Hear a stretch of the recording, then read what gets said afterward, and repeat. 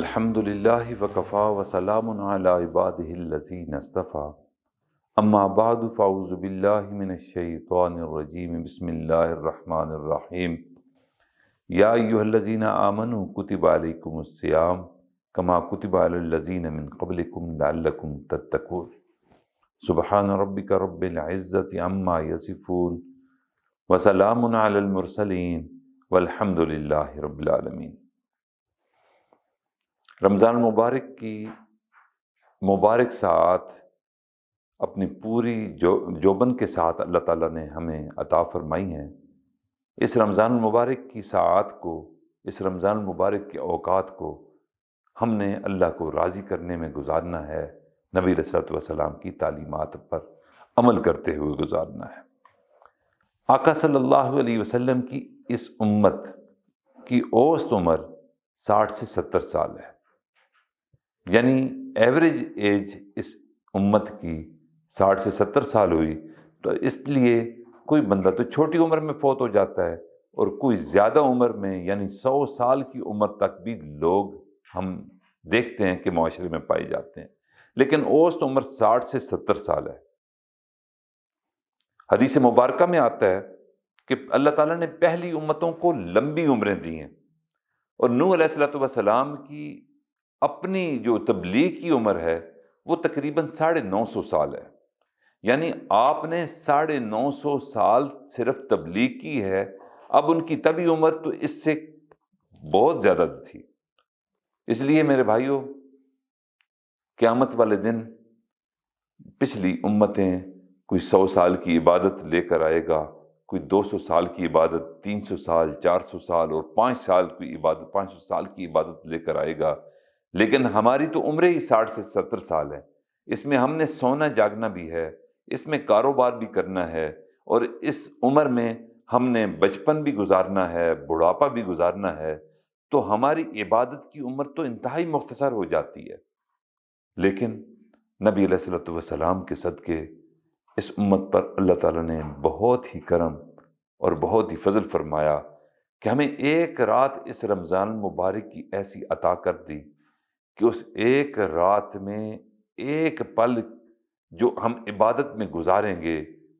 وہ اللہ تعالیٰ اپنے ہاں 83 سال سے زیادہ کی عبادت کے اجر میں لکھ دیں گے۔ چنانچہ ارشاد فرمایا، لیلۃ القدر خیر من الف شہر، یہ جو قدر والی رات ہے یہ 1000 مہینوں سے زیادہ بہتر ہے۔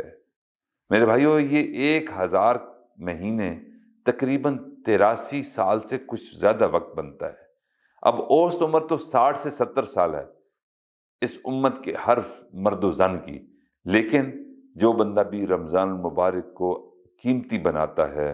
اس کے اوقات کی قدر دانی کرتا ہے، اس کی راتوں کو اٹھ کر اللہ کو مناتا ہے، اللہ کے حضور گڑ گڑاتا ہے اور لیلۃ القدر کو پانے کی کوشش اور صحیح کرتا ہے، اللہ تعالیٰ ایک رات کے بدلے اس کو 83 سال سے زائد کی عبادت کا ثواب اس کے نام اعمال میں لکھ دیتے ہیں۔ اس لیے ہمارے لیے جو رمضان المبارک ہے وہ پچھلی امتوں کے اوقات سے زیادہ برکت اس میں اللہ تعالیٰ نے رکھ دی کہ وہ 400-500 سال کی، 300 سال کی، کوئی 200 سال کی عبادت اللہ کے حضور پیش کریں گے، اور ہم رمضان المبارک کی صرف ایک رات کے کچھ حصے کی عبادت بھی اگر اللہ کے حضور پیش کر دی تو یہ تقریباً 83 سال سے زائد کا وقت اور اس کا اجر اللہ تعالیٰ ہمیں عطا فرماتے ہیں۔ میرے بھائیوں، یہ رمضان المبارک کا مقصد اللہ تعالیٰ کا یہی ہے کہ میں نے اپنے بندوں کو ہر حال میں بخشنا ہے، ان کو تھوڑے پر زیادہ اجر دینا ہے، ان کی تھوڑی محنت پر میں نے ان کو زیادہ مزدوری دینی ہے۔ تو اس لیے اس رمضان المبارک کے اوقات کو ہم قیمتی سمجھتے ہوئے ہم اس سے فائدہ اٹھانے کی کوشش کریں۔ اور حضرت علی رضی اللہ تعالیٰ عنہ نے تو بڑی خوبصورت بات فرمائی کہ اگر اللہ تعالیٰ نے اپنے اس امت پر رحم اور فضل نہ کرنا ہوتا تو ان کو 2 نعمتیں کبھی نہ عطا کرتے۔ اللہ ہر حال میں بندے پر مہربان ہے، چنانچہ ارشاد فرمایا کہ اللہ تعالیٰ نے ایک نعمت رمضان کی عطا فرمائی اور دوسری نعمت سورۃ الاخلاص کی عطا فرمائی کہ یہ دو نعمتیں جب عطا کر دیں تو اس سے کا مطلب یہ ہے کہ اللہ تعالیٰ ہر حال میں اس بندے کو معاف کرنا چاہتے ہیں۔ ہم دیکھتے ہیں کہ دفتری اوقات میں جب ہم کسی دفتر میں جاتے ہیں تو چھوٹا کلرک ہمیں بتاتا ہے کہ صاحب کا موڈ آج اچھا ہے، آپ صاحب سے مل کر اپنا کام کروا لیں۔ یعنی جو ماتحت ہوتے ہیں وہ افسران کے موڈ سے اندازہ لگا لیا کرتے ہیں کہ آج اس کے کام کرنے کا موڈ ہے یا نہیں۔ اسی طرح اس رمضان المبارک سے ہمیں اللہ تعالیٰ کے مزاج کا اور ان کی مزاج کی نرمی کا اندازہ ہو جاتا ہے کہ اللہ تعالیٰ ہر حال میں اپنے بندوں کو بخشنا چاہتے ہیں، اگر بخشنا نہ چاہتے تو ہمیں کبھی رمضان نہ عطا کرتے۔ چنانچہ نبی علیہ الصلوۃ والسلام کے ارشاد گرامی ممبر پر چڑھتے ہوئے جو آپ نے جبریل امین کی دعا پر آمین کہی تھی اور فرمایا تھا ہلاک ہو جائے وہ شخص جس کی زندگی میں رمضان آئے وہ اپنی بخشش نہ کروا سکے۔ واقعی حسرت ہے اس بندے پر کہ جو رمضان کی قدر کو نہ پہچان سکا، جو رمضان کی اوقات کو قیمتی نہ بنا سکا اور رمضان کے شب و روز کو عام دنوں کی طرح گزارتا رہا۔ حسرت ہے اس شخص پر کہ واقعی وہ باعث ہلاکت بن گیا رمضان اس کے لیے۔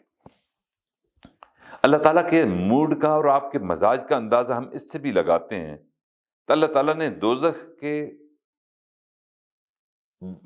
کے 7 دروازے رکھے ہیں اور جنت کے 8 دروازے رکھے ہیں۔ یعنی جن بندوں کو اللہ تعالیٰ نے جنت میں بھیجنا ہے ان کے لیے ایک اضافی دروازہ، لہا 7 ابواب،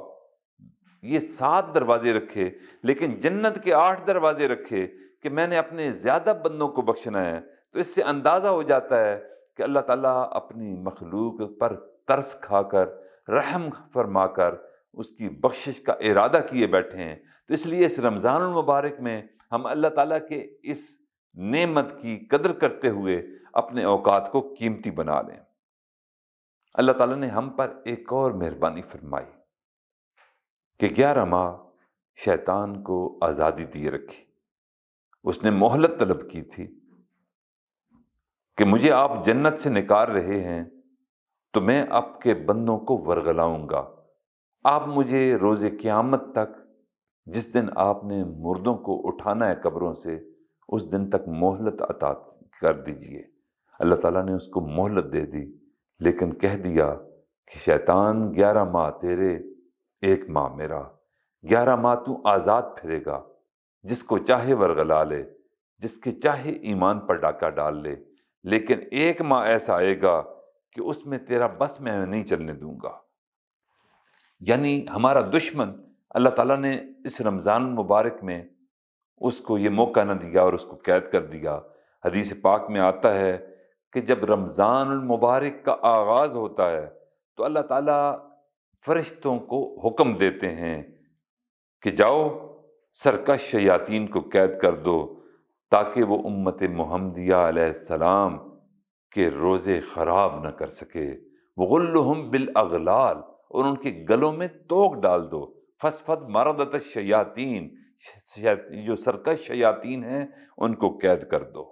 میرے بھائیو، یہ اس امت کے ساتھ خاص ہے کہ اس امت کے ایمان کو بچانے کے لیے کہ 11 ماہ تم نے جیسے تھے گزار لیے، یہ 1 ماہ تم ایسے گزارو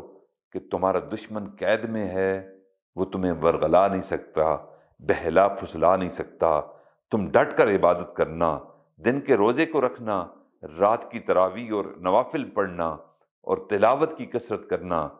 میں تمہیں اس پر بہترین اجر عطا فرماؤں گا، کیونکہ شیطان بھی قید میں ہے اور اس قید کی وجہ سے تم اپنے اعمال میں اضافہ کر لو۔ اور پھر اللہ تعالیٰ نے ایک اور مہربانی فرمائی۔ نبی علیہ الصلوۃ والسلام کی حدیث مبارکہ ہے کہ للصائم عند فطرہ دعوۃ مستجابۃ، کہ روزہ دار کے لیے افطاری کے وقت جو وقت ہوتا ہے وہ مستجاب وقت ہے، یعنی اس کی ساری دعائیں اللہ تعالیٰ قبول فرماتے ہیں۔ لیکن ہم دیکھتے ہیں کہ بعض حضرات، بعض خواتین رمضان المبارک کی اوقات کی قدر نہیں پہچانتے اور افطاری کے وقت بھی اپنے آپ کو مصروف رکھتے ہیں، دکانوں پر مصروف رکھا، خواتین نے اپنے آپ کو کچن میں مصروف رکھا، لیکن قربان جائیں اللہ تعالیٰ آپ کی شفقت پر، اس امت کے لیے آپ کی رحمت وہ واقعی بے کراں دریا کی طرح بہہ رہی ہے کہ نبی علیہ الصلوۃ والسلام کی اس امت کے لیے اللہ تعالیٰ نے مخلوق خدا کو، یعنی انسان کے علاوہ دیگر مخلوق کو بھی دعاؤں پر لگا دیا کہ میرے بندے کو شاید دعا کرنے کی فرصت نہیں، وہ مصروف ہے لیکن ہے تو روزے کے ساتھ، اگر خاتون ہے مصروف ہے کچن میں، باورچی خانے میں، لیکن ہے تو روزے کے ساتھ، اس کو دعا کا موقع نہیں ملا، میں مخلوق خدا کو تیرے لیے دعا پر لگا دوں گا۔ چنانچہ نبی علیہ الصلوۃ والسلام کی حدیث مبارکہ ہے کہ روزے دار کے لیے بلوں کے اندر چیونٹیاں،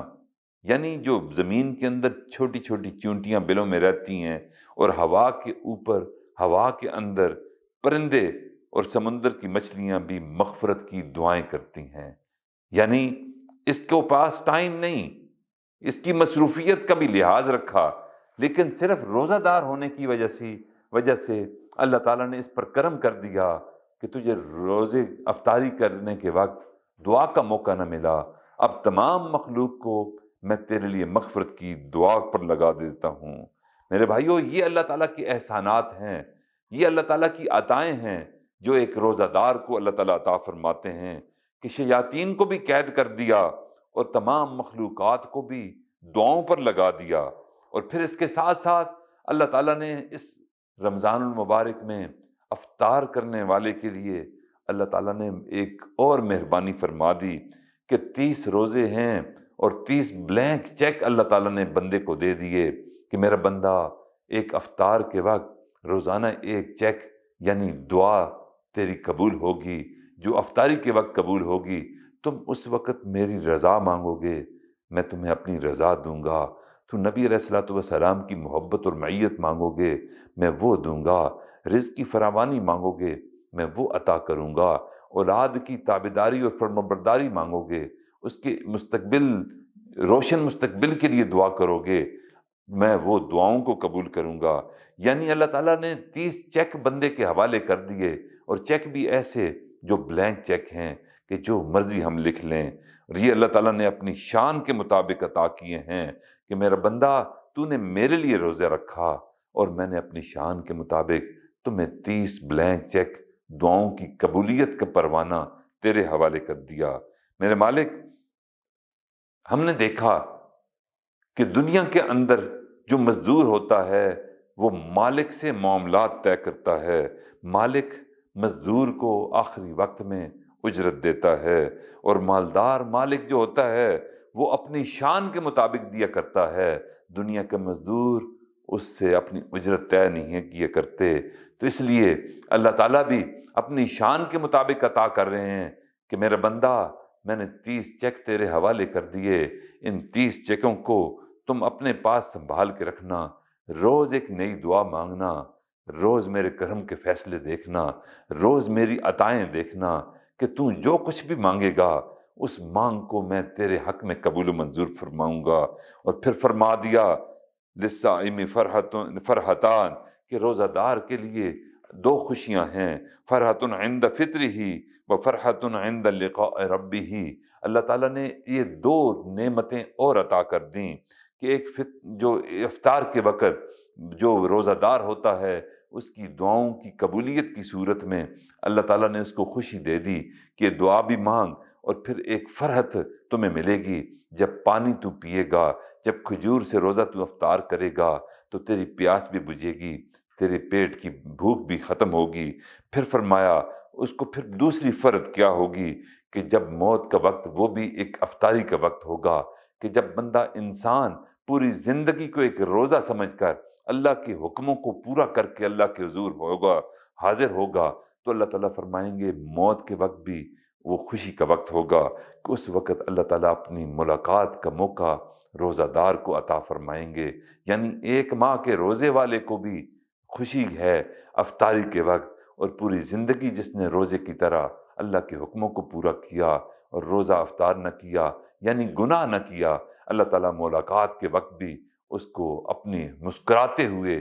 اس دنیا سے جاتے ہوئے اس کا استقبال کریں گے، اور اللہ تعالیٰ اس کو یہ خوشی بھی عطا فرمائیں گے۔ اللہ تعالیٰ سے دعا ہے کہ اس رمضان کو بھی اور پوری زندگی کو بھی ہم سب کو اللہ تعالیٰ کے حکموں کو پورا کرتے ہوئے گزارنے کی توفیق عطا فرمائے۔ وآخر دعوانا ان الحمد للہ رب العالمین۔